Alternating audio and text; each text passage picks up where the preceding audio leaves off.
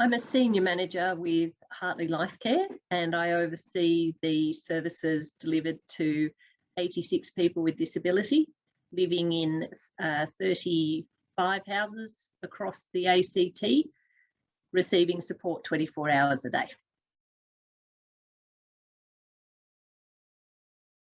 I oversee 8 managers. Those people in turn support supervisors who are at house level.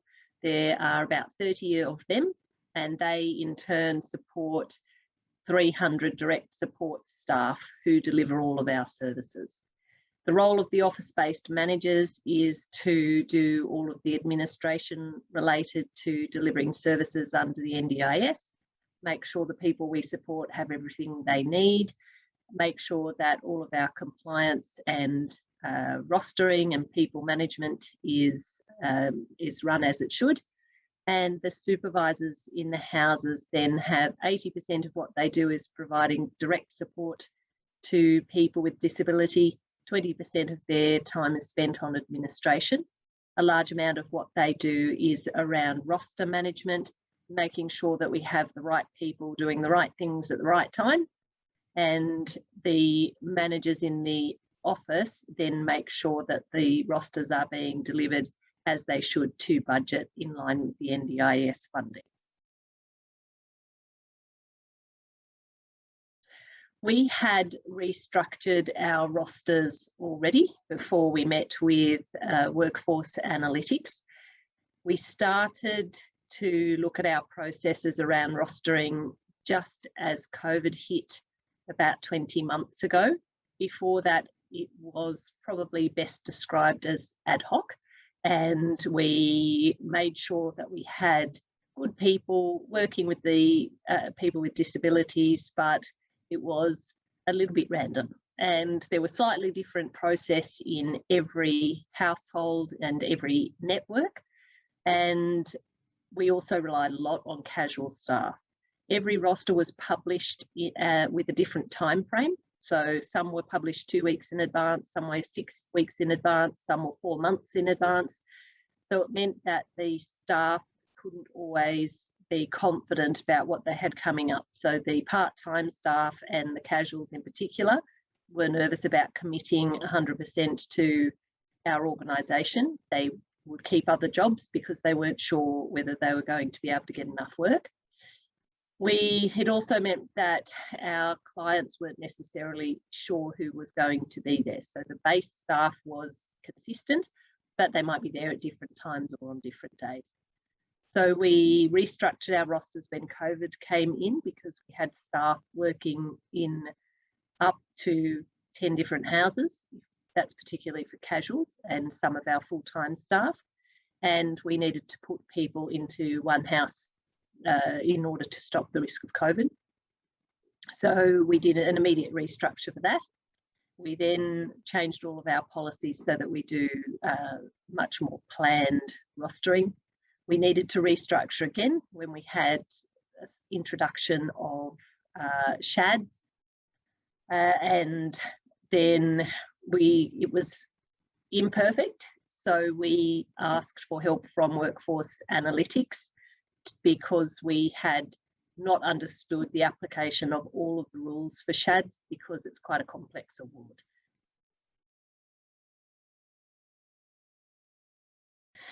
We have quite small teams supporting people with disability. We don't use external agencies to cover shortfalls in our roster. We are aware that most of our staff want to maximise their work with us. We'd rather they just work for us than across other providers. And we therefore structure rosters in a way that can give them as much work as possible. Without some of the rigidity of SCHADS, particularly related to days off and breaks between shifts, we had work patterns that meant our staff could work, as an example, 16 hours in a 24-hour period. So they would do an 8 hours of work, sleep over, and then do another 8-hour shift follow on, which meant that we could maximise the amount of work people were doing in quite a short period of time. So the staff liked that. We could retain people. The clients quite like it because there's less handover, but we just can't retain that pattern under SCHADS because of the overtime rules that apply to that sort of shift pattern. So we needed to change the way we work fundamentally. So it was difficult for our staff to understand why they couldn't do some of the patterns they were previously doing. We also had people not having enough days off in a fortnight because we were calling a day off a 24-hour period. Under SCHADS, it's very clearly a calendar day.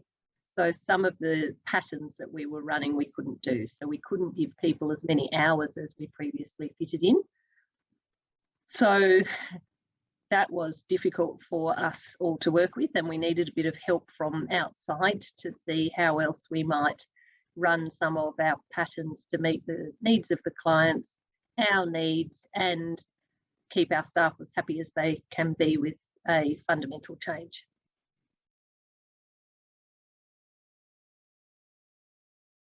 Because I had just done 2 roster restructures already, overseeing that, in those processes, the managers and the house supervisors did most of the work around trying to restructure the roster to meet client need, meet staff need, meet the organisation needs.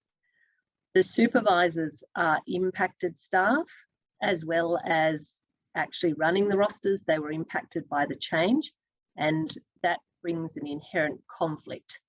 Even if they're trying their best not to influence the roster to meet their own needs, it is likely that that will happen at some point because we're all human and that's what happens.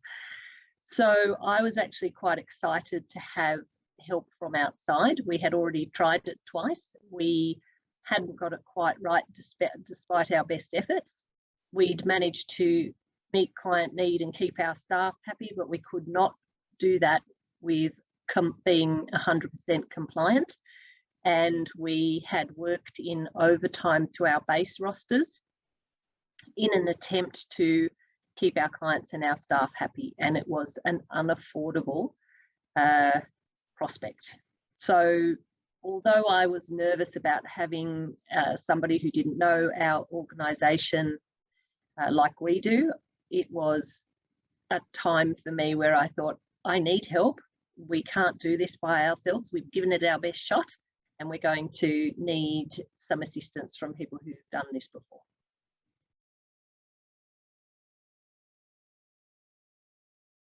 We put quite a bit of effort into the initial planning and information gathering before Workforce Analytics started their process to make sure that we had everything in place for them to maximise the use of their time.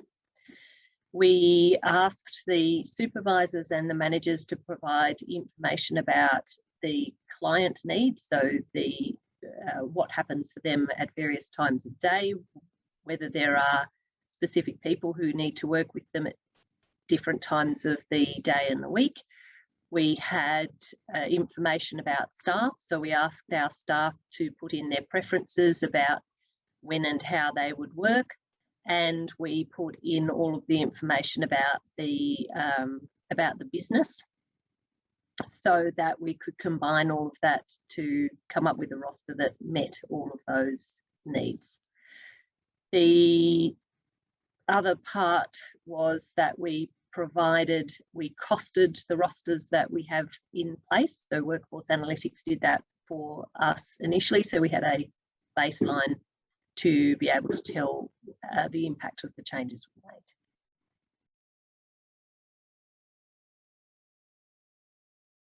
We saw immediate impact in the rosters we implemented from the 25th of October when we reduced our overtime. So we had overtime built into some of the base rosters, as I said, and that went immediately. We plan to evaluate the rosters for their effectiveness after 3 months against a number of criteria. We can't quite tell yet what the impact will be on client routine, on some of the unintended consequences. So some of the staff have said they're happy and then they start to drop shifts. So we will evaluate earlier in the new year to see what's working and not working. But there was an immediate reduction in overtime and in the unnecessary penalties we had built into some of our base rosters.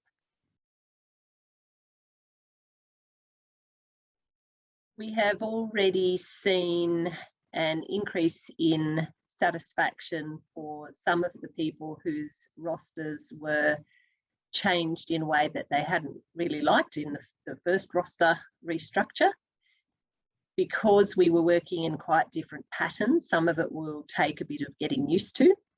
We have had somebody with a particular service pattern for a very long time. We thought that it would not be possible to make the changes for that person because it would impact their behaviour and their life too much, but we've been pleasantly surprised about how quickly those adjustments have been made. So we will be evaluating early in the new year, but at the moment I'm confident that those changes will be embedded without too much disruption.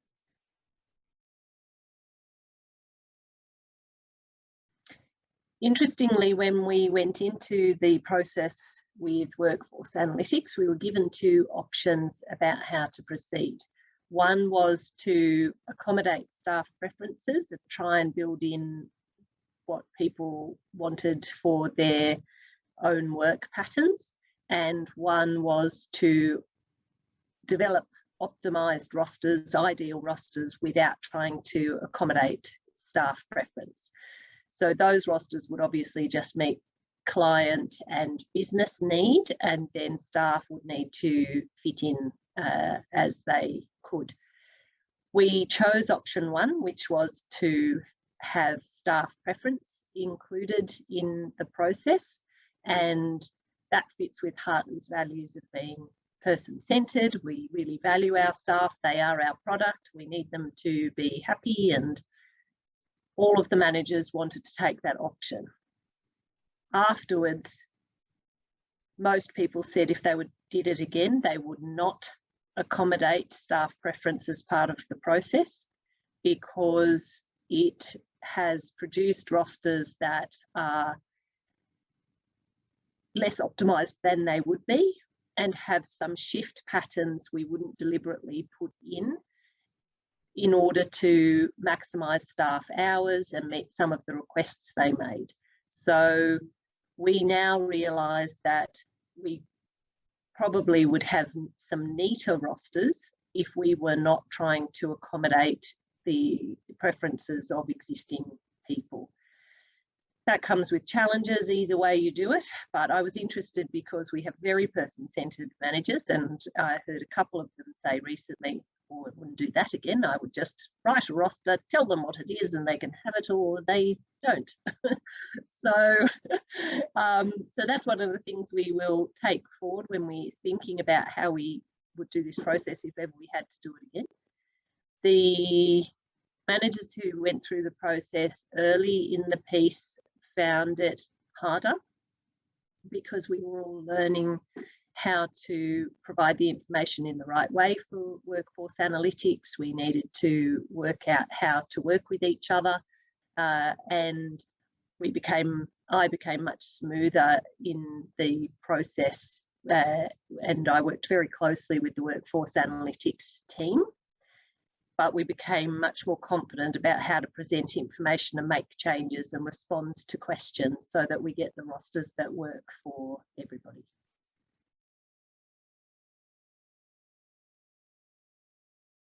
I've become much more confident about rosters and how to make changes that are compliant, meet client need, are sustainable in the long term.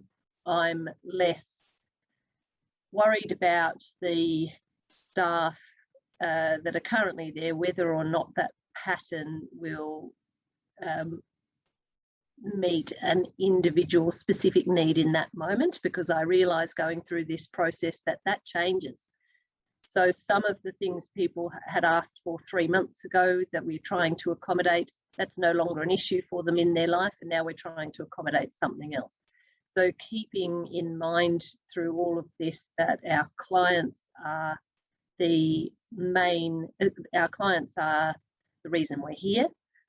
Their need is the most important thing. Our sustainability in order to meet that need is essential, and our rosters need to be able to meet client need, be compliant and be sustainable, and they need to have patterns in them that other staff would want to work if ever the individual that's in there leaves. So I think it will certainly make my life easier in the long term, because our rosters used to change quite quickly. So we would set a base roster. I knew it was in line with our funding. We'd set it in cement, and then I would find out later on that something had changed. So a staff member is now doing a course and they can't work Monday, so we've just dropped that shift and it's gone to somebody else. Or maybe it's been attached to a sleepover and now it costs us 15% more than it did before. So those changes were being made much more ad hoc, and they were being made at the supervisor level, and the managers and certainly I were not always aware.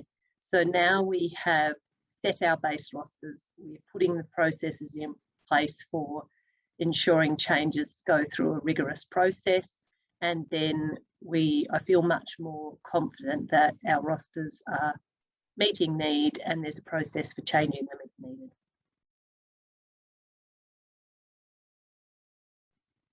My suggestion for going through the process would be to allocate one person who would preferably be offline from their other duties for the period of time you expect the project to go for.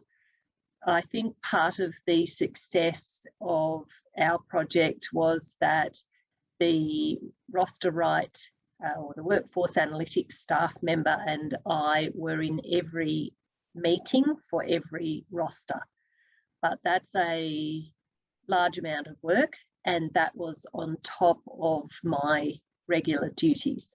So for 3 months I was in face-to-face meetings pretty much all day in order to go through the there was consultation, 3 lots of consultation for each roster, and there are 36 rosters.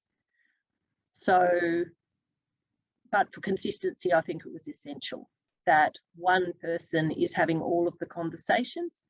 The other thing is that whoever is doing that needs to be in the position that they can make decisions about whether or not business rules should be strictly applied in every case or can be changed depending on client need and household need, because it makes the process much easier if you can make executive decisions as you're going.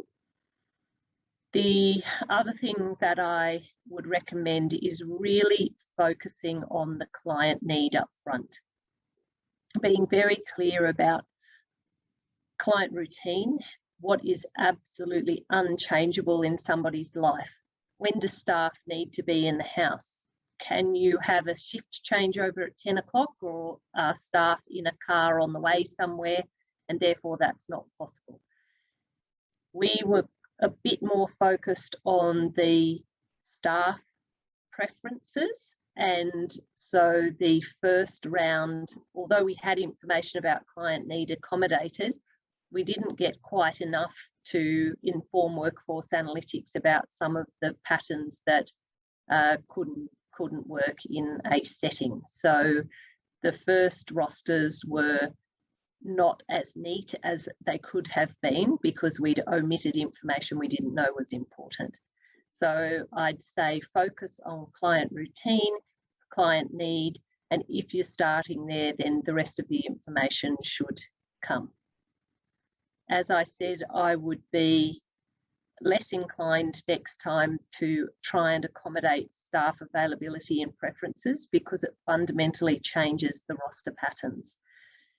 Some of the, when we were going through the versions, some of the patterns were really unworkable, but they came as a result of staff rigid availability, and it made the process a bit longer than it needed to be.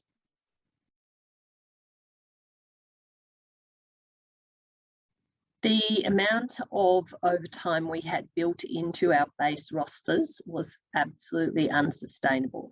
As I said, though, it was because there are rules under SCHADS that we didn't have previously. SCHADS also has has ways of paying penalties that we didn't need to pay under our EA. So the way morning shifts are paid if they're attached to a sleepover is different to what we had under our EA. So we knew that if we continued with the rosters we had, we would be in serious financial difficulty in the next 12 to 24 months. With Workforce Analytics help, we now know that the base rosters we have fit within our funding envelope. They have given us some flexibility. We will always have to pay overtime. We rely on our staff who know the people we support well. Overtime is just a reminder to us not to take advantage of that. But sometimes we do need to ask people to go above and beyond, and we will be able to afford overtime in appropriate situations. I think the other thing is we now will be very confident each year when we go to review funding, we'll be able to see very clearly where we've deviated from the base roster and have an idea about why that might be, whether it's being driven by client need. If one of the issues is that staff are not satisfied with the patterns, it will also give us information about what we might need to change in the roster. But we have a base to start from that we know is sustainable, so all changes we make in the future will be clearly driven, and we'll have good reasons for making them.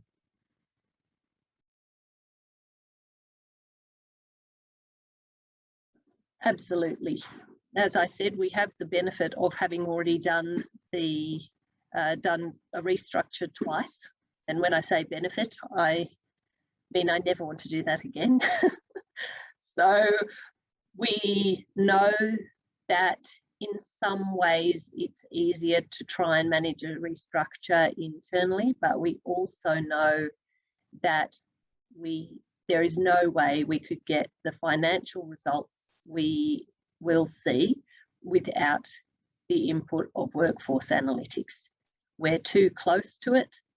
We are trying to manage too many moving parts, and without the arm's length input of somebody else, there's just no way we could have arrived at that result, and we know that because we tried twice.